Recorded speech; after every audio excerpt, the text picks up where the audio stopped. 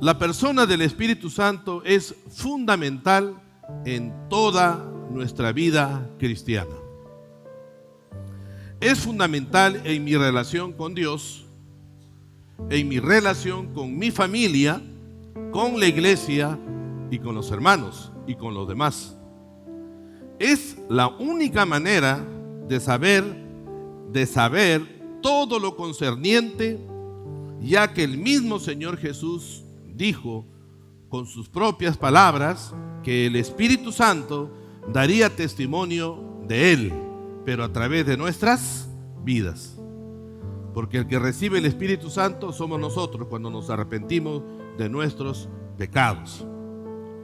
Por eso el apóstol Juan en el capítulo 15, 26 dice: pero cuando venga el Consolador, que es el Espíritu Santo, o el Paracletos, a quien yo, dice Jesús, enviaré del Padre, el Espíritu de verdad, el cual procede del Padre, Él dará testimonio de mí.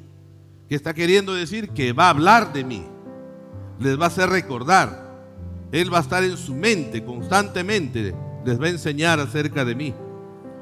Y el apóstol Juan en capítulo 14, versículo 26 dice: mas el Consolador, el Espíritu Santo, a quien el Padre enviará en mi nombre, Él os enseñará todas las cosas, todo lo que está en la Biblia, y os recordará todo lo que yo he dicho. Le dice a los discípulos y le dice a las iglesias de todos los tiempos. Sin el Espíritu Santo no vamos a ningún lado. El Espíritu Santo también redarguye, me hace sentir mal cuando cometo pecado. Porque si cometes algo y no te redarguye, no tienes conciencia, tú nunca recibiste el Espíritu Santo. Incluso no eres creyente, serás simpatizante, pero no hijo de Dios. Porque el Espíritu Santo sí redarguye. Aun cuando yo no pago mi pasaje, me salí rápidamente, inmediatamente el Espíritu Santo me dice: incorrecto, debiste de pagar tu pasaje. Ay, ¿cómo hago? Ya se fue el carro. Perdóname, Señor, no sé qué estoy pensando. Redarguye de justicia, de juicio. El Espíritu Santo nos santifica. Sin el Espíritu Santo no tendríamos poder para nada. Con Él podemos predicar, enseñar, aconsejar, discipular, hacer grandes cosas, pero en el nombre de nuestro Señor Jesucristo. Así es. De manera que la persona del Espíritu Santo, con el Padre y con el Hijo, porque en la primera parte que hemos leído dice: y yo rogaré al Padre. Dice Jesús: y yo rogaré al Padre. El Espíritu Santo es Dios mismo, actuando como tercera persona, dentro del obrar de toda la creación. Dios Padre, creador, quien da gloria al Hijo y al Espíritu. Dios Hijo, Salvador, quien da testimonio y da la gloria al Padre. Dios Espíritu Santo, el Paracletos, que da testimonio de Jesús y le da la gloria a Jesús. ¿Se da cuenta? El Espíritu Santo dando testimonio y dando gloria a Jesús. Jesús dando testimonio y dando gloria al Padre. Y el Padre dándole la gloria a los dos. En una Trinidad, en una unidad perfecta. Un único Dios, obrando en tres formas diferentes en toda la historia de la creación. Dios vendría a ser como el ejemplo del agua. El agua puede ser sólido, puede ser líquido y puede ser gaseoso. ¿Pero deja de ser agua? No, pues. Está el agua obrando en tres formas diferentes sin dejar de ser agua. Por eso que el Espíritu Santo estuvo presente desde la creación de todo. En Génesis capítulo 1, versículo 1 dice: en el principio creó Dios los cielos y la tierra. Cuando uno va al hebreo, dice: en el principio creó Elohim.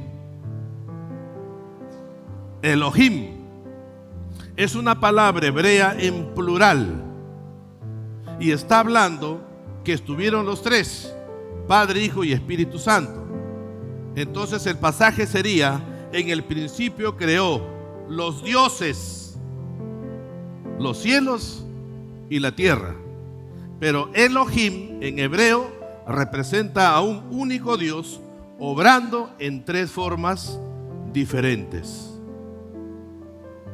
Y cuando dice la palabra que estaba creando los cielos, también está en plural. Y en hebreo no habla de este cielo. En hebreo habla de las galaxias. Que en el principio el Padre y el Hijo y el Espíritu Santo estaban creando los cielos, las galaxias, las miles de galaxias que existen en toda la creación, incluido la tierra. Esa es la enseñanza contundente. Por eso que en el versículo 2 de Génesis capítulo 1 dice: el Espíritu de Dios se movía sobre la faz de las aguas. ¿Qué quiere decir esto? Que el Espíritu de Dios está dando forma a toda la creación.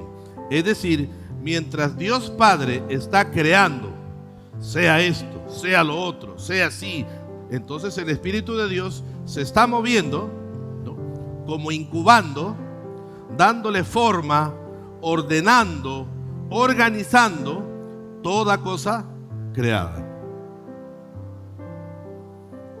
Por eso que estuvo también presente en la creación del hombre. Cuando dice en Génesis 1:26, entonces dijo Dios: hagamos al hombre a nuestra imagen. Hay dos plurales aquí. Entonces dijo Elohim, el Dios Trino. Hagamos. ¿Con quién está hablando Dios? Para decir, Él debió decir más bien, si está uno solo, debe decir, y Dios crea. No dice, voy a crear al hombre, diría, pero dice, hagamos al hombre conforme a nuestra semejanza o imagen. La palabra hagamos está en plural, y ahí se encuentra el Dios Trino creando al ser humano. Menciono estos pasajes para dar a entender cómo Dios obra en una unidad y relación única y perfecta. Por eso que en nuestro texto de Juan 14:16, Jesús dice, ruega al Padre. Es decir, que aquí el Señor Jesús actúa como gran intercesor, y está actuando en segunda persona. Primera persona Padre, segunda persona Jesús y tercera persona actuando el Espíritu Santo. Y acá Jesús ruega al Trino Dios, pidiéndole al Padre que actúe con su gracia divina a favor de nosotros. ¿Y qué es lo que le pide? Lo que ya estaba planificado. No es que recién se le ocurre al Señor Jesús hacer eso. No, todo ya estaba planificado. Y simplemente está cumpliendo su labor, su rol que le toca a Jesús, decirle al Padre que actúe en su gracia divina en favor de nosotros. De manera que la personalidad del Paracleto en Juan 14:16 dice: y os enviará otro consolador. Antes de morir, el Señor Jesús promete a sus discípulos que el Padre y Él enviarían al Consolador. Ya leímos Juan 15:26 y ya leímos Juan 14:26, donde dice que yo os envío y donde dice el Padre os enviará en mi nombre. Están actuando los tres. El término griego paracletos puede traducirse como abogado, el que da ánimo o consejo. El Señor Jesús dijo a los discípulos que no los dejaría huérfanos. Es decir, que el Espíritu Santo haría presente en sus conciencias y en sus propios corazones hablando de Jesús. Que daría testimonio de Él y les haría entender, como dice el Evangelio de Juan 14:17, el Espíritu de verdad, el cual el mundo no lo puede recibir porque no lo ve ni le conoce, pero vosotros, le dice que sois mis hijos, que me han recibido, sí le conocéis, porque mora con vosotros y estará en vosotros. 18. No os dejaré huérfanos, vendré a vosotros. Y cómo viene Jesús, ya no viene humanamente, sino viene a través de su Espíritu. Entonces, ¿qué quiere decir? Que dentro de nosotros mora el Espíritu de Cristo. El mismo Espíritu de Cristo. La tercera persona de Dios, el Espíritu Santo, venía en lugar de Jesús a dar testimonio de Él y que no hablaría nada referente de lo que dijo Jesús. Más bien nos haría recordar, a entender, a meditar en todo lo referente a las enseñanzas de nuestro Señor Jesús en la palabra. Por eso nos redarguye de pecado, de justicia, de juicio cuando procedemos mal. Pero también actúa con poder de su presencia en aquellas personas que lo necesitan cuando desean sanidad, algún tipo de milagro o echar fuera demonios, pero no actúa solo. Por eso que el pasaje habla de los tres constantemente. No actúa solo, ninguno de los tres, sino que todo se hace en el nombre de nuestro Señor Jesucristo. Así se estaría cumpliendo en dar gloria y testimonio de nuestro Señor Jesús. Si el Padre y el Hijo y el Espíritu Santo guardan ese orden, esa unidad y equilibrio en obrar en toda la creación, entonces nosotros debemos guardar ese equilibrio en la vida cristiana. El Padre es el creador, el Señor Jesús el Salvador, el centro de nuestra fe, y el Espíritu Santo, el Paracleto, que nos ayuda a recordar todo lo que hizo nuestro Señor Jesucristo a través del Padre y del Hijo.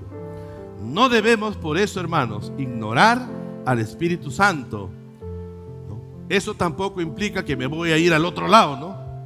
Todo Espíritu Santo, no, pues. Todo se hace en el nombre del Padre, ¿no? A través del Hijo, en la presencia del Espíritu Santo. Por eso ruego, Padre Celestial, en el nombre de tu Hijo Jesucristo, obra tú, Espíritu Santo, en este tiempo. De manera que el Espíritu Santo también está con nosotros. Porque el mismo pasaje, Juan 14:16, dice, para que esté en vosotros para siempre. Desde el momento en que nos arrepentimos de nuestros pecados y aceptamos a Cristo en nuestro corazón como nuestro Señor y Salvador, el Espíritu Santo viene a nosotros y nos sella con su presencia. A partir de ese momento recibimos el Paracletos. Dios viene a morar a nosotros. Su Espíritu Santo me da vida espiritual. Su Espíritu Santo me sella. Porque ese es el sello que va a ver Jesucristo en su segunda venida. Cuando nos llame, vengan a nosotros, todos nos va a ver el sello, los ojos de Cristo. Nos lleva a una comunión con el Padre y con el Hijo. El Espíritu Santo, dice, la palabra sabe sobre la vida de Jesús y se hace carne en nosotros, testimonio en nosotros, pero a través de su Espíritu Santo. Recibimos la revelación de Dios a través de la palabra. Cada vez nos enseña más el Señor, y si Él quiere de un pasaje, nos puede enseñar todo el año. Y el Espíritu Santo va escarbando y nos va enseñando más y más. El Espíritu Santo nos ayuda a dar testimonio sobre la vida de Cristo. Oramos, evangelizamos, discipulamos en la presencia del Espíritu Santo, pero en el nombre de Jesús. Por eso la importancia de mantener esa relación con el Espíritu de Dios para vivir como vivificados, atentos, despiertos, para actuar con su poder a favor de los necesitados. Y eso es lo que hoy San Juan de Lurigancho necesita. Lumbreras. Es decir, si tú has recibido el Espíritu Santo, eres como una antorcha o eres como un foco que se pasea, una antorcha que se pasea por la calle. ¿Qué hace? La gente ve, oye, cuidado con el fuego, porque estoy caminando con esa antorcha encendida. Así es cada hijo de Dios. Impacta, da testimonio. Y cuando comienza a hablar, ya no hablas tú, habla el Espíritu de Dios. Por eso la importancia de mantener una relación estrecha con el Espíritu Santo, para que, como le dijo Pablo, y Señor, ¿qué voy a decir? No sé qué hacer. Y el Señor le dice, ¿y cuándo has hablado tú por ti mismo? ¿Cuándo crees que a ti te han nacido palabras en tu mente o en tu corazón para que hables con la gente? ¿Eso has creído siempre, Pablo? Sí, te has equivocado pues, porque siempre te lo he dado yo. Y en el momento que tú te pares frente a esos ilustrados maestros que tú dices, te pondré palabra para que le prediques. Y ese va a ser el Espíritu Santo. No debo tener miedo, porque yo soy un soldado de Cristo que va con la armadura del poder de Dios. Y cuando me encuentre a cualquier tipo de tribuna, cualquier tipo de gente, le diré, Señor, ya estoy parado aquí, dame palabra. Y el Señor te dará palabra en ese momento. Así funciona el Espíritu de Dios, con hijos guerreros, con hijos valientes, que no se avergüenzan en dar testimonio de nuestro Señor Jesucristo para la gloria de Dios.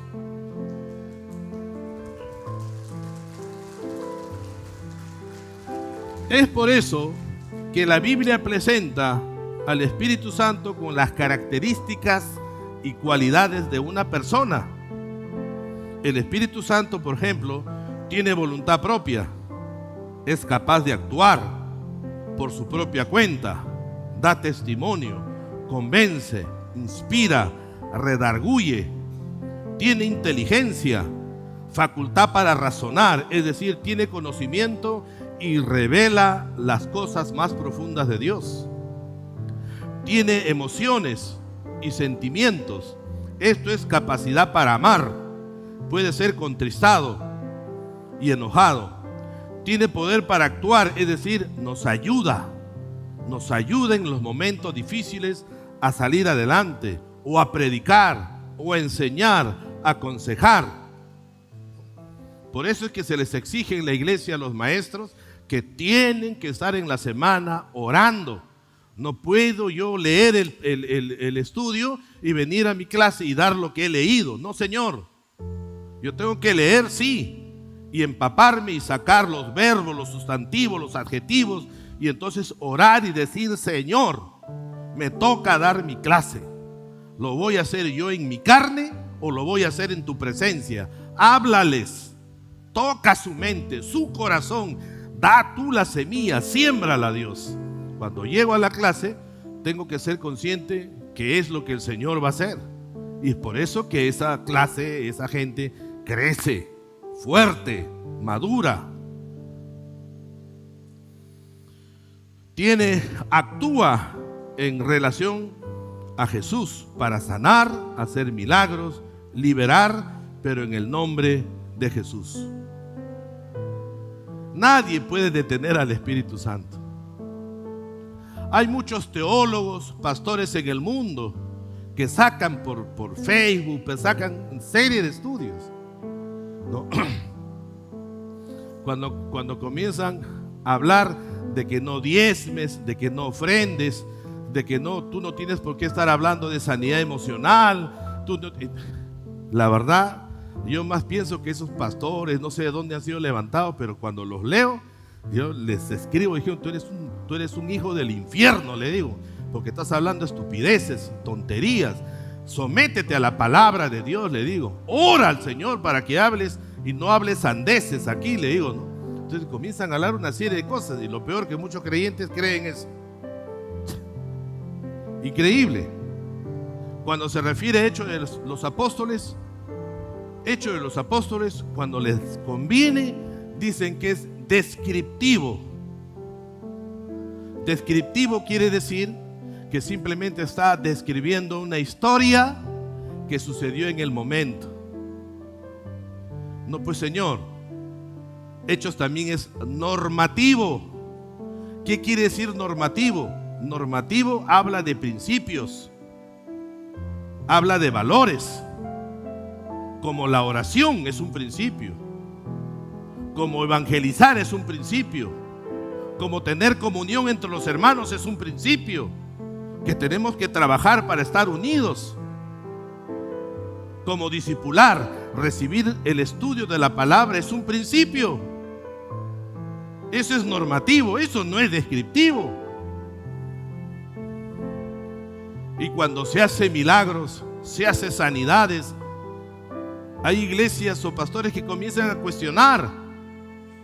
No tienen ni la experiencia, no tienen ni los dones, pero ¿cómo pueden hablar de que cómo se está todavía pensando en sanidades, que en liberación, o cómo eso de milagros? Eso sucedió en el tiempo de Jesús. Yo, Dios mío, le escribo, oye, estudia el hebreo, estudia los verbos, que se está refiriendo en un tiempo pasado, presente y continuo. No está hablando de un tiempo pasado y ahí terminó, porque el mismo pasaje está hablando de un verbo que habla del pasado, que se ejecuta en el presente y se tendrá que continuar haciendo en estos tiempos.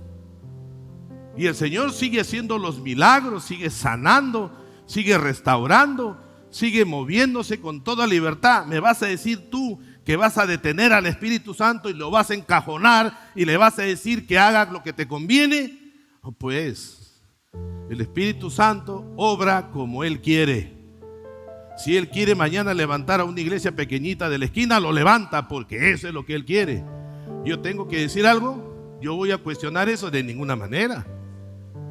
Yo tengo que orar más bien, que si algo está haciendo el Señor allá, amén, Señor, bendice a ese pastor, bendice a esa pequeña iglesia, que salga adelante para tu gloria. Y eso es lo que se tiene que hacer. Por eso Hechos de los Apóstoles no solamente es descriptivo, que está narrando historitas, también es normativo, porque en Hechos encontramos muchos principios que muchas iglesias lo usan el día de hoy para la gloria de Dios. ¿Alguien podrá detener al Espíritu de Dios? Nadie, hermano. Dios es espíritu y se mueve con poder como Él quiere. Por eso se habla de la soberanía de Dios. ¿Qué dice soberanía de Dios? Que Él obra como quiere, no dentro del mundo, sino por encima de todo el universo, por encima de toda esta creación de miles de galaxias. Dios no está dentro del cronos humano, está por encima del cronos humano, arriba, dirigiendo todo como Él quiere en la historia de la creación. Por eso, esto establece claramente que el Espíritu Santo no es menos que Dios Padre y no es menos que el Dios Hijo, porque los tres son un solo Dios, actuando en tres maneras diferentes en la historia humana. Dios no es luz, Dios no es una energía como hablan los testigos, es una energía nada más, dice. No, pues es una persona, ya lo hemos visto, que tiene sentimientos, intelecto, actúa, es la tercera persona del Dios mismo, saliendo de Dios mismo, actuando de una manera diferente en este tiempo de la historia.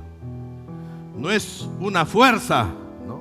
El Espíritu Santo es una persona que vive en nosotros, nos ayuda, nos hace recordar, y cuando oramos, nos ayuda a orar y a pedir como conviene, dice. E incluso cuando oramos, el Señor lo traduce. El Espíritu traduce no solo lo que estoy hablando, sino lo que siento. Porque a veces puedo hablar cosas y no lo estoy expresando muy exacto con los sentimientos que tengo. Pero el Espíritu Santo dice que toma tus sentimientos, lo traduce y se lo lleva al Padre para que la respuesta sea bien específica y bien concreta y llegue a ti como debe de ser. Por eso se habla de la perfección de Dios. ¿Es cierto? El Espíritu Santo da testimonio a nuestro espíritu de que somos hijos de Dios. Eso es indudable, hermanos. El Espíritu Santo siempre da testimonio a nosotros que somos hijos de Dios. Y termino con esto. Tenía 3, 4 meses de convertido, pero me agarré de la presencia de Dios bien fuerte. Y un pastor que pasaba por ahí me dijo: hermano, sí, acompáñame. Ya. Y me llevó a una casa. Sabía que era un pastor de la iglesia. Entramos y había una persona mayor, más o menos de unos 80, 82 años, mayor ya. Y entró. Y entonces un pastor que había traído otro pastor también, y que comenzamos a ministrar, porque el pastor que me llevó me dijo: esta persona tiene problemas espirituales. ¿Ya? Por eso ves esa pared, sí, ha pintado a su novio ahí. Su novio medía como 2,5 metros, lo había pintado. Y abajo le había puesto velitas misioneras, esas rojitas. Dice, le velaba y le oraba a su novio. Dice, uy, dije, acá el asunto es bravo, dije, ¿no? Entonces, cuando comenzamos a ministrar, lógicamente yo era nuevo, estaba un poco más atrás, y los 2 pastores adelante, y comenzaron a ministrar a la persona, y la persona entró en problemas, pues, situaciones de problemas de endemoniado. Vociferaba. Y entonces al otro pastor que había invitado, el pastor se sienta y le comienza a ahorcar con su propia chalina. Había una chalina grande y la señora esta comenzó a jalar la chalina y le comenzó a ahorcar. Y yo de atrás digo: eres malcriado, demonio, le dije así, ¿no?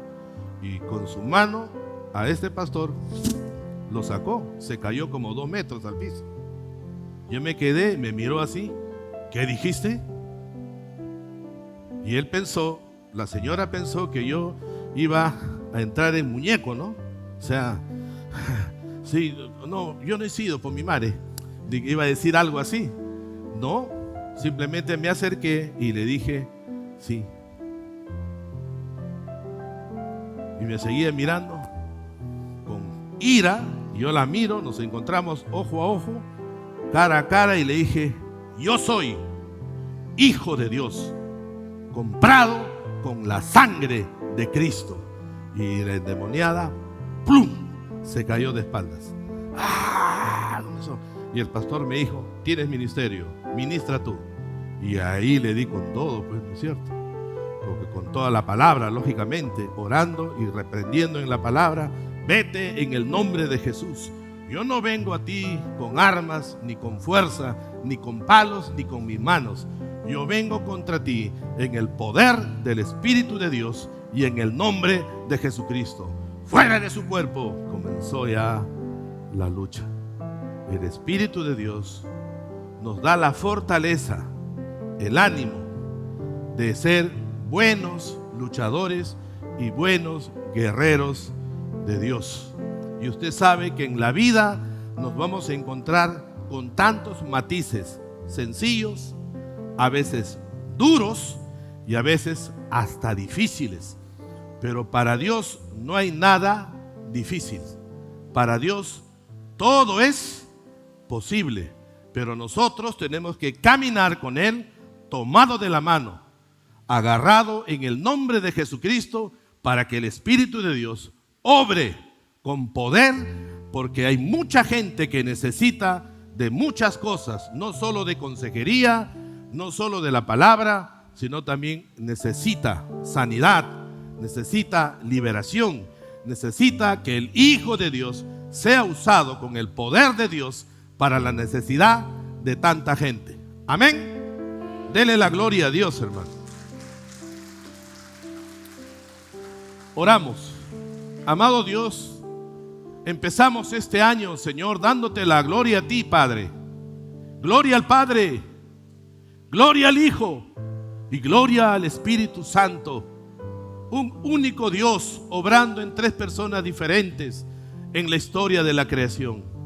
Gracias, Señor, porque tu Espíritu Santo da testimonio a nuestro espíritu humano de que somos tus hijos, ganados por tu sangre preciosa en la cruz del Calvario, bendito Dios.